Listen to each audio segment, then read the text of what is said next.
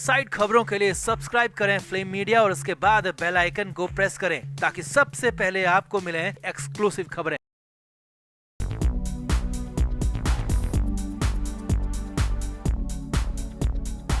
महाराष्ट्र की सियासत ने एक बार फिर से पलटी खाई और इस बार मामला जासूसी तक पहुंच गया और वो भी उद्धव ठाकरे की जासूसी। और यही नहीं, जासूसी बीजेपी या फिर शिंदे गुट के लिए नहीं बल्कि अपने ही गठबंधन के शरद पवार की खातिर जासूसी की बातें कही जा रही हैं। आरोपों के घेरे में संजय राउत नजर आ रहे हैं और उसके बाद तो खबर यहाँ तक है कि संजय राउत को उद्धव ठाकरे ने बेदखल कर दिया। मातोश्री से संजय राउत रोते रोते जाते हुए दिखे, ऐसा कहा जा रहा है। जिसके बाद क्या है पूरा मामला और माजरा आपको दिखाते हैं सब कुछ। आप इस वीडियो को शेयर करें, कमेंट बॉक्स में अपनी राय जरूर दें।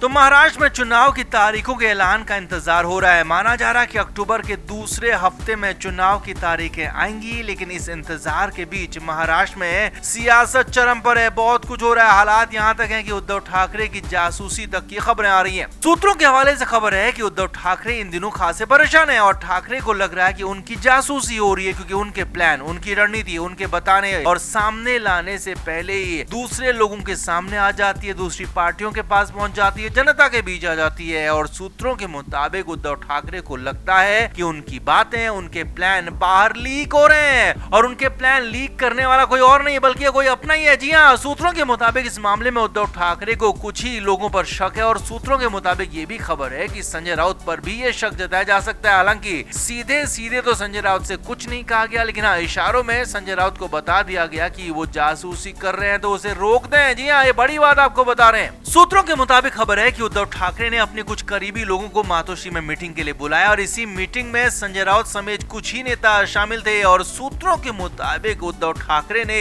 जनरल वे में, जो कि सामान्य तौर पर कहा जाता है, सभी से कहा कि उनकी जासूसी हो रही है। जी हाँ, ठाकरे ने पहले तो ये बताया कि उनकी जासूसी हो रही है, उनके प्लान बाहर लीक हो रहे हैं और ये भी बताया कि अब उनको खबर भी मिल चुकी है कि उनका ही कोई करीबी उनकी जासूसी कर रहा है, उनकी बातें बाहर के लोगों तक, विरोधियों तक पहुंचा रहा है। उद्धव ठाकरे ने यहाँ पर सख्त हिदायत दी कि उनकी जासूसी को अभी के अभी रोक दिया जाए, नहीं तो ये ठीक नहीं होगा, उसके खिलाफ बहुत ज्यादा एक्सट्रीम कदम उठाया जाएगा। और ठाकरे ने यहाँ तक चेतावनी दे दी कि वो इंसान राजनीति करने के लायक तक नहीं बचेगा।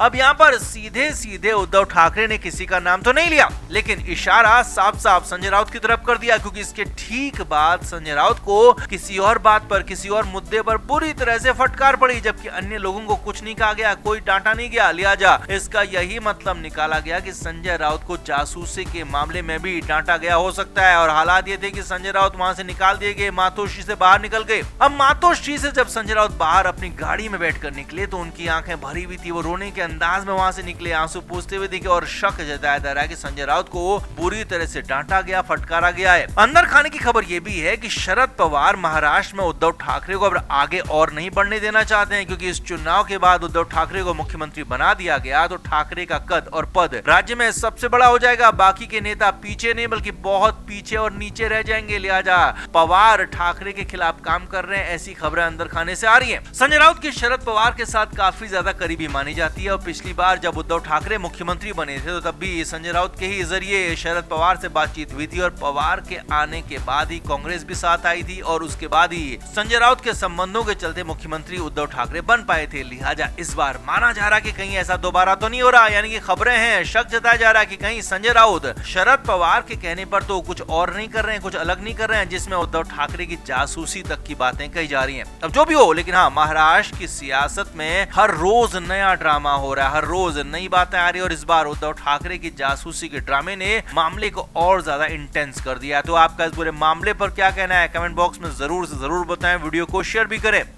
तो महाराष्ट्र की सियासत की सबसे बड़ी खबर यही है कि कहीं उद्धव ठाकरे और देवेंद्र फडणवीस कुछ नया और बड़ा तो नहीं करने वाले। ये सब कुछ तब हुआ जबकि दोनों बाहर से एक दूसरे के खिलाफ जमकर हमले कर रहे हैं, लेकिन अंदर खाने मामला कुछ और ही नजर आ रहा है। असल में पिछले दिनों डिप्टी सीएम देवेंद्र फडणवीस ने ठाकरे पर हमले बढ़ा दिए थे और हर रोज लगातार बार बार उद्धव ठाकरे पर हमले कर रहे थे और यहाँ तक कह दिया कि महाविकास अघाड़ी में उद्धव ठाकरे कोई चेहरे बचे ही नहीं है, उनका चेहरा बेकार हो गया, उनके चेहरे को रद्दी में फेंक दिया गया है, कोई उनके चेहरे पर दांव नहीं लगाना चाह रहा है। अब इसके जवाब में उद्धव ठाकरे ने भी फडणवीस पर हमला किया और कहा कि फडणवीस अपने चेहरे को ठीक करें, जो कि चुनाव के बाद पूरी तरह से खत्म हो जाएगा। हमारी परवाह ना करें, इतनी ज्यादा परवाह हमारी ना करें, अपनी परवाह करें, अपना चेहरा देखें, जो कि अब बिल्कुल भी बचने वाला नहीं है। अब ये सब कुछ हो रहा था बाहर से, लेकिन अंदर खाने मामला कुछ और ही रंग ले चुका था, क्योंकि दोनों की मुलाकात की खबरें आ रही है। जी हाँ, सूत्रों के हवाले से बड़ी खबर आपको बता रहे हैं कि उद्धव ठाकरे देवेंद्र फडणवीस की मुंबई के एक होटल में मुलाकात की खबर आ रही है और ये मुलाकात काफी देर तक के लिए हुई, ऐसा भी कहा जा रहा है, जिसमें बहुत सारी बातें तय की गई, ये भी बताया जा रहा है यहाँ तक कि दोनों एक बार फिर से साथ भी आ सकते हैं। जी हाँ, दोनों ने साथ में कुछ बड़ा प्लान करने की कोशिश की है, कुछ बड़ा प्लान करने के लिए बातचीत की है, ऐसी खबरें लगातार आ रही है। सूत्रों के मुताबिक ये सीक्रेट मुलाकात थी, जिसकी खबर उनकी ही पार्टी के नेताओं को भी नहीं थी, लेकिन उद्धव ठाकरे और देवेंद्र फडणवीस की गाड़ी एक ही होटल में पाई गई तो कयास लगाने शुरू हो गए कि कहीं दोनों एक साथ ही तो नहीं है, दोनों एक कमरे में तो नहीं है। और उसके बाद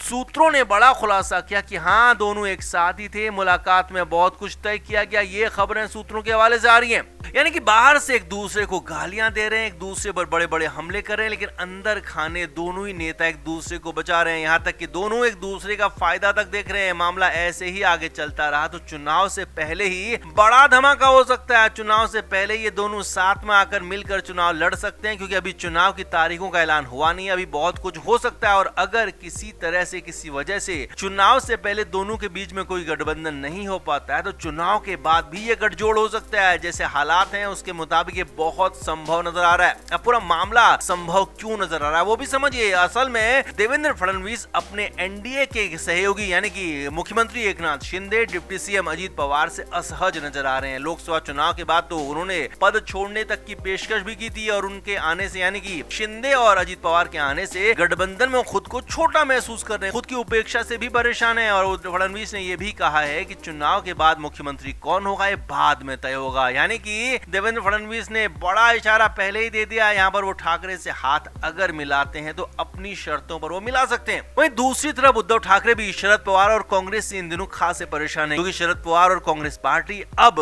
वैसे उद्धव ठाकरे की नहीं सुन रही है, वैसे उनकी बातें नहीं मानी जा रही हैं, वैसे उनकी चल नहीं रही है जैसे कि लोकसभा चुनाव से पहले होता रहा था। यानी कि उद्धव ठाकरे खुद को इस तरफ कटा हुआ महसूस कर रहे हैं, यानी कि दोनों ही नेता कुछ न कुछ अपने अपने गठबंधन में अलग थलग महसूस कर रहे हैं, इसीलिए कुछ बड़ा और नया प्लान ये दोनों कर सकते हैं, ऐसी खबरें सूत्रों के हवाले से आ रही हैं।